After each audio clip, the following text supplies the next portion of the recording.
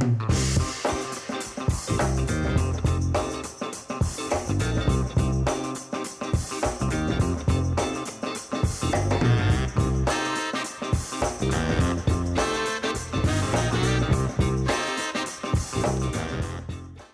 Sobat HMP, perkenalkan di sini saya Atika, dan pada hari ini saya akan menemani teman-teman semua dimanapun teman-teman berada dalam kegiatan talk show seputar kesehatan, yang pada hari ini telah memasuki episode kelima dengan tema Stop Kekerasan Seksual pada Anak. Dalam kegiatan talk show hari ini, tentunya kita menghadirkan beberapa narasumber yang luar biasa, yaitu yang pertama ada Kak Devi Jessica Labaka dari Forum Anak Ibu Alamo, dan juga Dr. Stefani Kristanti yang merupakan mahasiswa Pascasarjana FKM UI. Sekarang di hadapan saya sudah ada narasumber kita, yaitu Kak Jessica yang akan memberikan penjelasan terkait topik kita hari ini. Yuk kita sapa dulu. Halo Kak Jessica. Halo semuanya, Assalamualaikum warahmatullahi wabarakatuh. Shalom, selamat sore kalau di Maluku Utara. Ya, halo Kakak Jessica, apa kabar nih Kak sore hari ini? Baik, ini lagi di radio sih, lagi miniar. Oke, boleh Kak untuk permulaan nih Kak, Kak Jessica boleh perkenalan diri dulu Kak, silakan kepada Sobat HMP nih Kak. Oke, siap. Jadi, halo semuanya. Salam kenal. Perkenalkan, nama saya Devi Jessica Labaka. Teman-teman sekalian bisa panggil aku Jessica. Umur aku 17 tahun. Asal dari Maluku Utara dan tergabung dalam Forum Anak Kabupaten yang ada di Kabupaten Halmahera Utara, yaitu Forum Anak Ibu Alamo. Gitu sih. Oke Kak, terus kita ke narasumber kita yang kedua dulu ya Kak ya, untuk perkenalannya. Halo Dr. Stefani. Halo Kak Atika, apa kabar? Alhamdulillah baik Kak. Kalau Kak Stefani sendiri nih Kak, apa kabar ya Kak? Ya, baik juga, terima kasih. Iya, terima kasih Kak.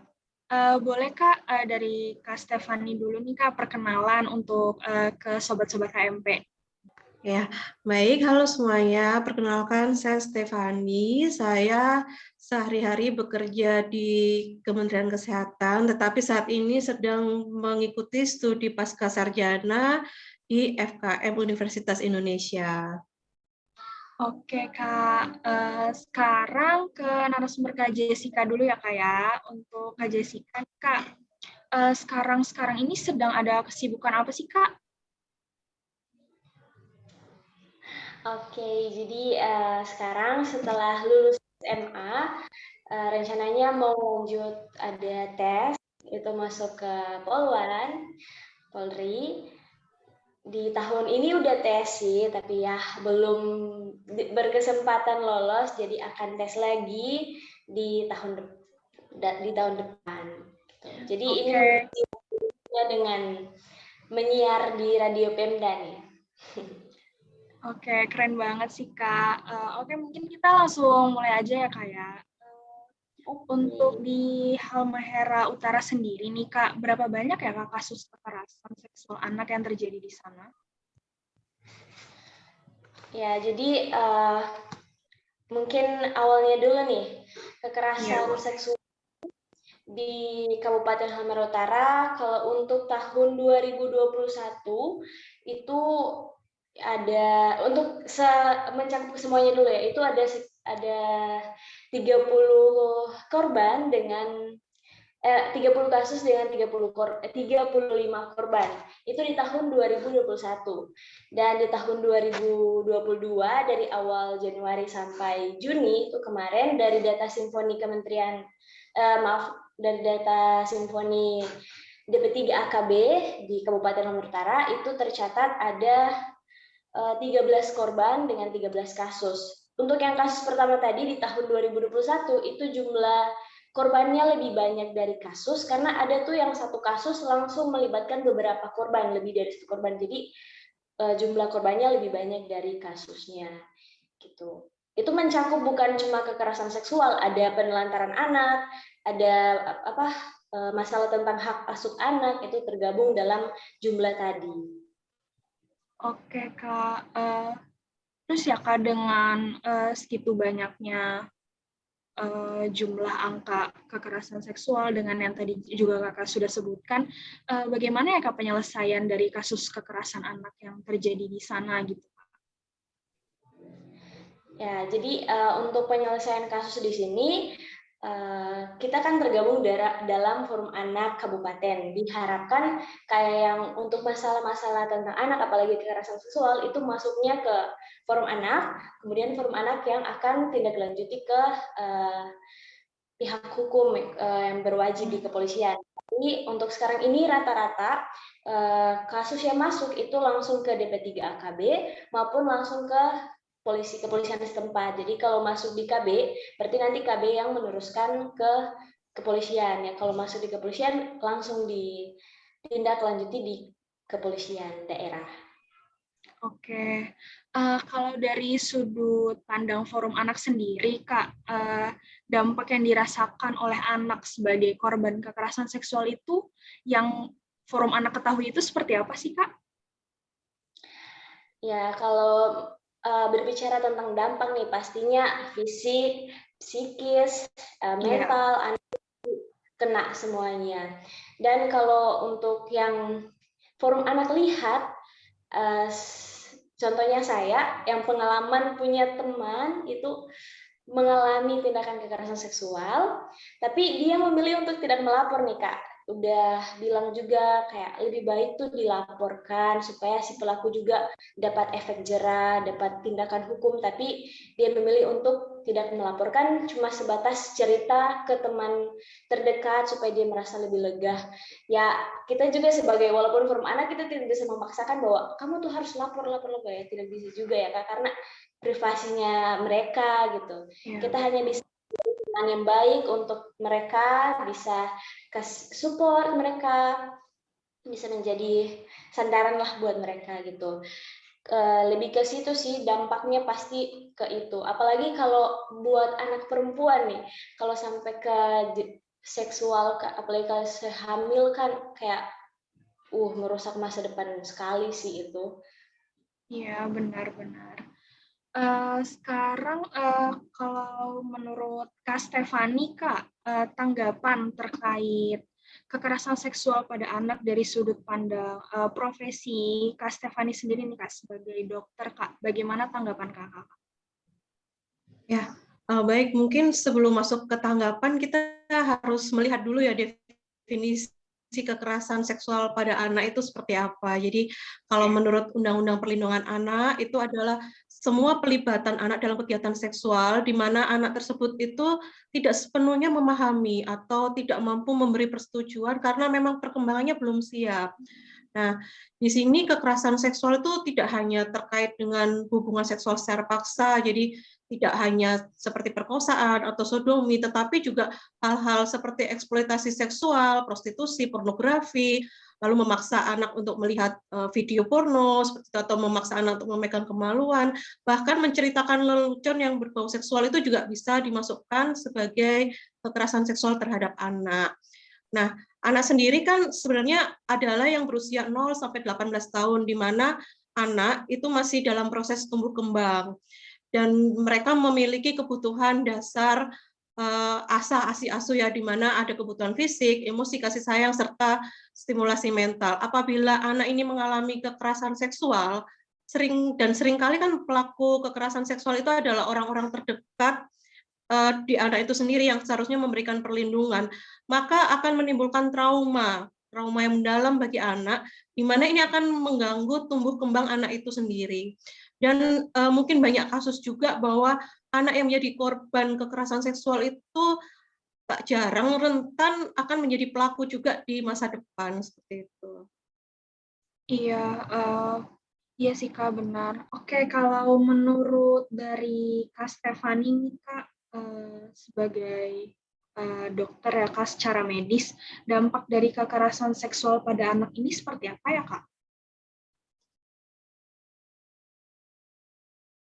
Sampaikan juga oleh Kak Jessica bahwa dampaknya itu bisa secara fisik, bisa juga secara psikis. Kalau secara fisik, itu dampak kekerasan seksual yang bisa terjadi itu luka, nyeri, atau infeksi lokal di area-area kemaluan, di dubur, atau di mulut, karena mungkin ada benda-benda asing yang dipaksakan untuk masuk di area-area tersebut. Lalu bisa juga terjadi perdarahan, tertular infeksi menular seksual, dan juga kehamilan. Namun dampak yang lebih menonjol itu adalah dampak secara psikisnya, emosi, dan juga perilaku, termasuk mungkin gangguan dari konsep diri anak itu sendiri. Beberapa masalah yang bisa terjadi itu tergantung dari fase usia perkembangan anak. Jadi pada anak yang lebih kecil, usia 2-5 tahun atau balita, itu setelah mengalami kejadian yang dapat menimbulkan stres, balita ini akan menjadi sangat ketakutan baik terhadap hal nyata maupun yang tidak nyata. Kalau yang nyata itu jadi balita akan merasa ketakutan contohnya saat bertemu dengan orang yang berjenis kelamin sama dengan pelaku, dan juga terhadap hal-hal yang tidak nyata, misalnya anak menjadi ketakutan terhadap monster atau mungkin nenek sihir dan hal-hal fiktif lainnya, dan akan memberikan reaksi berlebihan, jadi anak menjadi cemas akan berpisah dengan orang tuanya, terus menempel kepada orang tuanya, dan mungkin akan mengamuk jika ditinggalkan.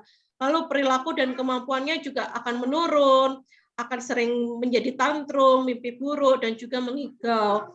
Sedangkan pada anak yang usia lebih besar, yaitu pada usia 6-12 tahun, mereka ini sudah mampu mengingat kejadian yang menimpanya dengan benar, dan mampu menggunakan kemampuan berpikirnya. Namun seringkali mereka ini akan memiliki rasa bersalah gitu, menyalahkan diri sendirinya, sehingga mereka menjadi tidak pede dan menarik diri, lalu kehilangan konsentrasi dalam belajar, menjadi lebih agresif, depresi, sulit tidur, dan kadang akan berperilaku seperti anak yang lebih kecil. Jadi akan mengompol lagi atau mungkin lengket terhadap benda-benda kesayangannya waktu dia masih kecil.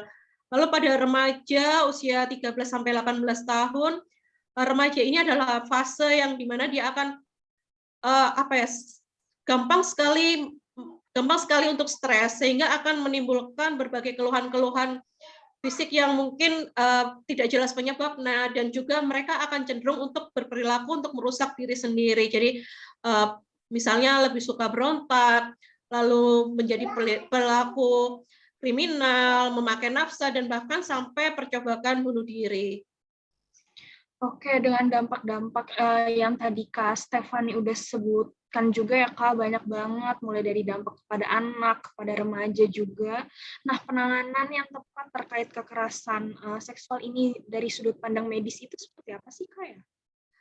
Untuk penanganan kekerasan seksual pada anak ini sebenarnya tidak bisa dari sisi medis saja ya, jadi harus dilakukan secara multidisiplin dan juga lintas sektor, karena kalau tenaga kesehatan bekerja sendiri itu tidak bisa, harus dibantu juga dengan layanan pelindungan anak, mungkin dari forum anak juga, dari aparat penegak hukum, dari tenaga pendidik, orang tua, juga dari masyarakat. Kalau secara medis, sebenarnya tenaga kesehatan ini akan memberikan penanganan-penanganan, tetapi yang paling penting adalah harus mampu bersikap untuk membantu korban dalam mengatasi perasaan-perasaan tidak berdayanya, karena jangan sampai nanti saat dilakukan pemeriksaan atau pengobatan itu malah anak ini menganggap sebagai lanjutan dari tindakan kekerasan yang dia alami, seperti itu.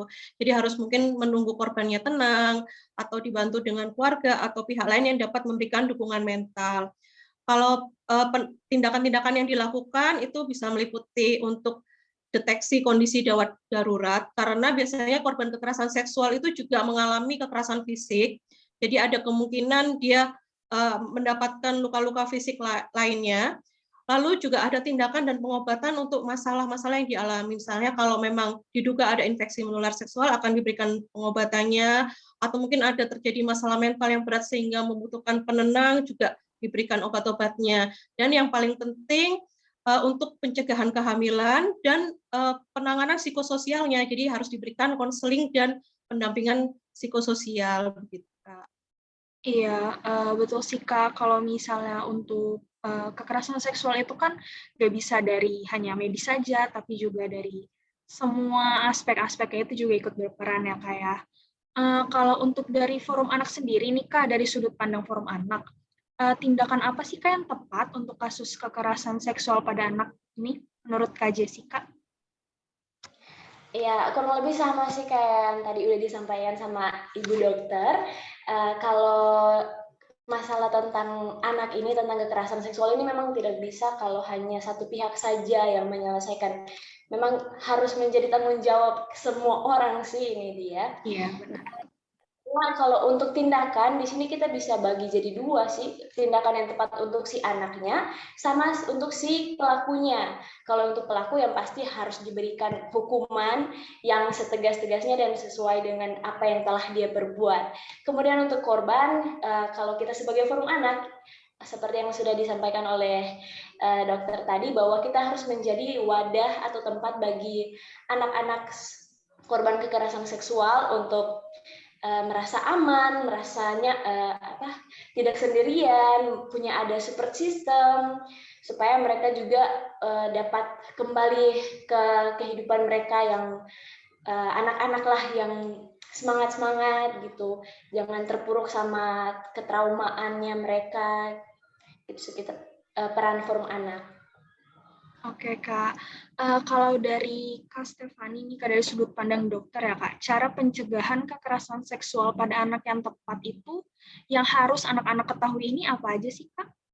Ya, kalau dari sisi kesehatan sendiri kan sebenarnya pencegahan itu ada pencegahan primer, pencegahan sekunder, dan juga pencegahan tersier ya. Kalau untuk pencegahan primer itu berarti memang dari lingkup keluarga dan anak itu sendiri. Jadi dari keluarga juga harus mendukung tumbuh kembang anak, memenuhi kebutuhan dasar anaknya yang tadi ASA, ASI, ASU itu, lalu memberikan pendidikan terkait kesehatan reproduksi dan juga terkait otonomi tubuh. Jadi menanamkan sejak dini bahwa tubuh kita itu adalah milik kita sendiri. Jadi bukan milik orang lain, di mana anak harus menghargai tubuhnya dan tidak boleh orang lain menyentuh di area-area yang memang pribadi milik kita sendiri, dan juga harus mengajarkan kebiasaan-kebiasaan tertentu. Jadi misalnya nih, mulai dari kecil orang tua itu biasanya kalau memandikan anak itu sudah mengajarkan nanti buka bajunya itu setelah masuk ke dalam kamar mandi. Jadi jangan dibuka dahulu di luar kamar mandi. Jadi anak bisa merasa bahwa memang kita tidak boleh membuka baju di area yang sembarangan seperti itu. Iya. Lalu juga mengajarkan anak untuk bisa waspada. Jadi kalau memang ada orang yang membuat dia tidak nyaman atau memaksa untuk menyentuh, itu harus teriak atau lari atau lapor kepada orang dewasa seperti itu. Lalu untuk pencegahan sekunder ini mungkin lebih ke sisi tenaga kesehatan. Jadi apabila memang sudah terjadi, itu dari tenaga kesehatan harus bisa mendeteksi dan memberikan penata laksana secara dini. Dan untuk pencegahan tersier ini mungkin bisa jadi tugasnya forum anak nih. Jadi membantu anak untuk memulihkan mentalnya agar dia bisa kembali ke lingkungan dengan sikap yang lebih positif. Oke, selanjutnya nih Kak, harapan dari Kak Jessica atau Kak Stefani, boleh Kak Jessica duluan, untuk anak-anak agar terbebas dari kasus kekerasan seksual, ini gimana nih Kak? Kayak harapan buat anak-anak agar terbebas dari kekerasan seksual ya. Kalau menurut aku sih lebih bukan harapan ke anak-anaknya sih, lebih harapan ke orang lain, kayak ke pemerintah atau masyarakat gitu, kayak kalau anak-anak tuh harusnya diperlakukan seperti ini loh, bukan kayak gini, kayak gitu, bukan bikin tindak kekerasan seksual, karena pada sejatinya tuh kita inilah aset penerus bangsa yang akan menggantikan kalian semua tuh kita. Tapi kalau kalian sudah mematikan semangat kita, mental kita dengan kekerasan, mau jadi apa kita ke depannya? Jadi lebih ke harapan buat orang-orang sekitar sih, bukan ke anaknya gitu loh. Lebih ke orang lain di sekitar anak-anak. Iya, benar banget Kak. Kalau tanggapan harapan dari Kak Stefani sendiri gimana nih Kak? Ya, jadi memang harus dari semua pihak ya. Semua pihak itu harus dapat secara tegas menolak dan berperan dalam pencegahan kekerasan seksual pada anak. Nah, terutama orang tua, karena anak, yang namanya anak itu biasanya masih memang dalam pengawasan dan tanggung jawab orang tua. Jadi orang tua itu memang harus melakukan pencegahan-pencegahan primer yang mungkin tadi telah saya sampaikan, dan menjadi lebih peka dan mengenali perubahan perilaku maupun emosi anak. Karena seringkali anak itu takut menceritakan atau belum paham akan kejadian yang menimpanya, jadi orang tua yang lebih peka. Demikian juga dengan tenaga kesehatan, diharapkan dapat mengasah kemampuan untuk dapat melakukan deteksi dini kasus kekerasan seksual, karena biasanya kasus-kasus kekerasan seksual ini datang ke tenaga kesehatan itu tidak langsung bilang saya habis diperkosa, tidak seperti itu. Jadi mungkin datangnya itu keluhannya saya nyeri saat buang air kecil seperti itu. Jadi mungkin harus digali lebih dalam dan tenaga kesehatan ini wajib memberikan informasi kepada pihak yang berwenang atau ke kepolisian jika menduga adanya dugaan kasus kekerasan seksual. Hal ini sudah disampaikan di Peraturan Menteri Kesehatan Nomor 68 Tahun 2013. Nah, seperti itu. Jadi memang dari semua pihak, masyarakat juga mungkin bisa melaporkan ke polisi atau ke Komisi Perlindungan Anak atau ke puskesmas dan rumah sakit jika menemui adanya kasus kekerasan seksual pada anak. Oke, menarik banget ya Kak yang dari tadi udah Kak Jessica dan Kak Stefani sampaikan. Di sini juga kita bisa sama-sama aware ya Kak terkait dengan kekerasan seksual pada anak. Kalau ini tidak hanya bisa ditangani secara medis, tapi juga harus psikososialnya dan lain-lain. Oke Kak, mungkin nih Kak sebelum kita tutup ya Kak, mungkin dari Kak Jessica dulu nih Kak, ada nggak ya Kak closing statement yang bisa Kakak berikan ke Sobat HMP? Ya, untuk dari aku sih, kan baru-baru ini udah disahkan nih, di 9 Mei lalu udah disahkan sudah UU TPKS. Semoga sih kalau dari Harapan Forum Anak, saya yakin juga anak-anak se-Indonesia juga mengharapkan bahwa undang-undang tersebut benar-benar dapat efektif mengurangi bahkan menghilangkan ya kekerasan seksual pada anak maupun pada siapapun itu. Ditegaskanlah UU TPKS tersebut. Kemudian itu semua pastinya untuk demi terwujudnya idola. Ini dari Forum Anak si Idola Indonesia Layak Anak. Oke, keren banget Kak, idola ya Kak ya. Kalau dari Kak Stefani sendiri Kak, gimana nih Kak closing statement-nya? Ya, jadi kalau untuk mahasiswa ya ini, untuk HMP maksudnya. Iya, betul Kak. Ya, kalau sebagai mahasiswa kesehatan di bidang kesehatan memang kita harus ini ya lebih aware, lebih waspada gitu dan memang secara tegas harus menolak dan berperan serta untuk menanggulangi, mencegah dan menanggulangi kekerasan seksual kepada anak ini. Jadi hal-hal yang bisa dilakukan mungkin sebagai mahasiswa, sebagai orang yang terpelajar itu dapat memberikan edukasi kepada masyarakat luas tentang bagaimana cara-cara pencegahan atau bagaimana kita dapat melaporkan atau meminta bantuan kepada siapa, itu dari mahasiswa bisa melakukan seperti itu. Oke, bagus banget ya Kak yang dari tadi udah Kak Jessica sampaikan, Kak Stefani sampaikan. Terima kasih banyak Kak Jessica dan Kak Stefani hari ini sudah berkenan untuk hadir dalam kegiatan talk show seputar kesehatan di HMPF KM UI. Dan telah meluangkan waktunya juga. Terima kasih saya dan teman-teman ucapkan. Semoga kita bisa bekerja sama di lain kesempatan. Oke Sobat HMP, di talk show seputar kesehatan episode 5 ini ternyata materinya sangat luar biasa dan di talk show ini juga kita banyak belajar mengenai kekerasan seksual pada anak, kita tahu mengenai penyelesaiannya, tanggapan dari pihak medis seperti apa, dampak yang anak-anak maupun remaja rasakan terkait kekerasan seksual, penanganannya seperti apa, serta cara pencegahannya. Di sini sama-sama kita berharap bahwa kita sebagai mahasiswa atau sebagai tenaga medis atau tenaga kesehatan, sebagai manusia bisa dapat lebih peduli akan isu kekerasan seksual yang terjadi di masyarakat ini. Demikian talk show seputar kesehatan episode 5 pada hari ini. Jangan lupa untuk ikutin media sosial HMPF KM UI untuk informasi-informasi lainnya. Sampai jumpa di talk show seputar kesehatan episode berikutnya. Bye!